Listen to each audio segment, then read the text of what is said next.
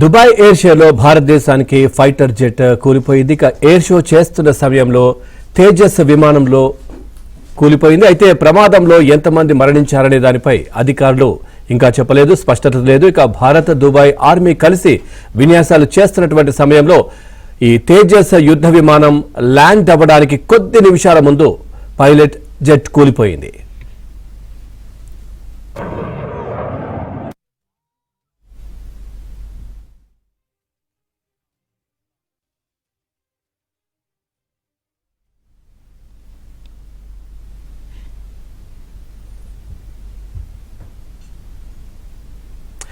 Breaking news చూస్తున్నాం. Dubai air షోలో భారతదేశానికి చెందిన ఫైటర్ జెట్ కూలిపోయింది.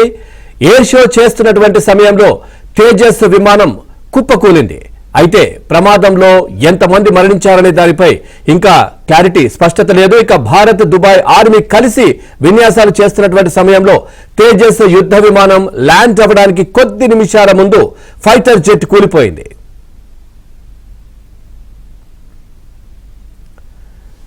ఇదే విషయానికి సంబంధించి మరింత సమాచారాన్ని మా ఢిల్లీ కరెస్పాండెంట్ సతీష్ అందిస్తారు. సతీష్, పూర్తి డీటెయిల్స్ ఏంటి? దుబాయ్ లో నిర్వహించే ఎయిర్ షోలో ప్రమాదం చోటు చేసుకుంది. ప్రమాదంలో ఒకసారిగా భారత్ కు చెందిన తేజస్ యుద్ధ విమానం కుప్పకూలిన ఘటన విద్యార్థులు ప్రత్యక్షంగా దాదాపు పెద్ద ఎత్తున ఒక బ్లాస్ట్ కూడా జరిగింది. దాదాపు విమానానికి సంబంధించి ల్యాండింగ్ సమయంలోనే ఈ ప్రమాదం చోటు చేసుకున్నట్టుగా కూడా తెలుస్తుంది. అయితే ఇండియన్ ఎయిర్ ఫోర్స్ సైతం కూడా ఈ అంశాలు కొంత క్లారిటీ ఇచ్చింది. తేజస్ విమానానికి ప్రమాదం చోటు చేసుకున్న అంశాన్ని కూడా చెప్తున్నా, ఒక్కసారిగా కుప్పకూలిందన్న అంశాన్ని కూడా స్పష్టం చేస్తున్నా. అయితే ప్రమాద సమయంలో పైలట్ తో పాటు ఇంకెవరైనా ఉన్నారా? యుద్ధ విమానం కాబట్టి తక్కువ సంఖ్యలో ఉన్నట్టు ఇద్దరు పైలట్లు ఉన్నారా, లేదంటే ఎంతమంది పైలట్లు ఉన్నారు, ఉంటే వారికి ఎలాంటి ప్రమాదం ప్రస్తుతం చోటు చేసుకుందన్న అంశాలు కూడా ఇంకా స్పష్టత రావాల్సింది. ఇప్పటి వరకు అయితే ఎంతమంది చనిపోయారని అధికారికంగా అటు ఇండియన్ ఎయిర్ ఫోర్స్ ప్రకటించినప్పటికీ కూడా ప్రస్తుతానికి మాత్రం దుబాయ్ లో ఎయిర్ షో నిర్వహిస్తున్న సందర్భంగా ఒక్కసారిగా ప్రమాదం చోటు చేసుకున్నట్టుగా మాత్రం ఇండియన్ ఎయిర్ ఫోర్స్ సైతం కూడా ఈ అంశం స్పష్టం చేస్తున్న నేపథ్యం జాతీయ మీడియా కథనాల ప్రకారం కూడా దాదాపు పైలట్ కు ప్రస్తుతానికి పైలట్ కి ఎలాంటి జరిగింది, ఎలాంటి గాయాలయ్యా, లేదంటే ఆయన మరణించారనే దానిపైన ఇంకా స్పష్టత రానప్పటికీ కూడా ఇండియన్ ఎయిర్ ఫోర్స్ మాత్రం భారత్ నుంచి కొన్ని విమానాలు నేరుగా దుబాయ్ వెళ్ళి అక్కడ ఎయిర్ షోలో పార్టిసిపేట్ చేసే సందర్భంలోనే కొత్త ప్రమాదం చోటు చేసుకున్నారు చెప్తున్నా. ఒక్కసారిగా బలంగా నేలను ఢీకొట్టడంతో పూర్తిగా కూడా ఆ విజువల్స్ ఎక్కడికక్కడ కూడా దగ్ధమైపోయిన విజువల్స్ కూడా మనం విజువల్స్ లో చూస్తున్నాం. దాదాపు ప్రమాదం చోటు చేసుకుంది. ప్రమాదంలో ఎంతమంది అంటారని ఇంకా క్లారిటీ లేదు. కానీ దుబాయ్ లో నిర్వహించే ఎయిర్ షోకి ప్రతి ఏటా కూడా భారత్ నుంచి కూడా కొన్ని విమానాలు, సైనిక విమానాలు కావచ్చు, యుద్ధ విమానాలు కావచ్చు అక్కడికి వెళ్తుంటాయి అనేది కూడా అధికారులు చెప్తున్నారు. తాజాగా అందులో భాగంగానే ఎయిర్ షోలో పార్టిసిపేట్ చేస్తానికి పోయిన ఇండియన్ ఎయిర్ ఫోర్స్ కి సంబంధించి తేజస్ విమానం ఒక్కసారిగా ప్రమాదానికి గురైందనేది కూడా అధికారులు చెప్తున్నారు. పవన్, సతీష్, అట్లాగే ప్రాథమికంగా అసలు ఏం జరిగింది, ఎట్లా అనేది దీనికి టెక్నికల్ గా ఏమి ఇంకా బయటకు రాలేదా, ఏమి తెలియలేదా?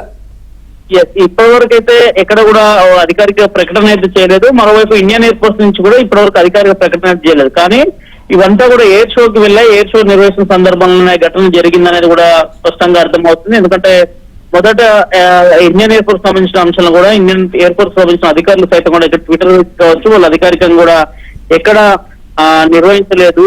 అయితే తేజస్ కు సంబంధించి ఇండియన్ ఎయిర్ ఫోర్స్ క్రాష్ అయింది దుబాయ్ ఎయిర్ షోలో అనేది చెప్తున్నారు. ఫర్దర్ డీటెయిల్స్ కోసం కొంత వెయిట్ చేయాలంటున్నారు. ప్రతి ఏటా ఘనంగా ఎయిర్ షో నిర్వహిస్తుంటుంది. వివిధ దేశాల నుంచి కూడా అనేక విన్యాసాలు నిర్వహించేందుకు కూడా వివిధ ప్రాంతాల నుంచి కూడా వస్తుంటారు. భారత్ నుంచి కూడా ఈ ఏడాది ఇండియన్ ఎయిర్ ఫోర్స్ సంబంధించిన తేజస్ విమానం నేరుగా అక్కడ ఎయిర్ షోలో పార్టిసిపేట్ చేసేందుకు వెళ్ళింది. కాకపోతే కొంత ప్రమాదం చోటు చేసుకుని ఆ ప్రమాదంలో పూర్తిగా కూడా విమానం కుప్పకూలిపోయినట్టు కూడా అధికారులతో చెప్తున్నారు. మరిన్ని డీటెయిల్స్ కోసం కొంత వెయిట్ చేయాల్సి ఉంటుంది. ప్రస్తుతానికి మాత్రం అటు ఇండియన్ ఎయిర్ ఫోర్స్ నుంచి కూడా ఎలాంటి అధికారిక సమాచారం అయితే లేదు. పవన్, అంటే 2:10 క్రాష్ అంటే ఇది జరిగినట్టుగా కూడా తెలుస్తా ఉంది, అంటే లోకల్ టైం బట్టి.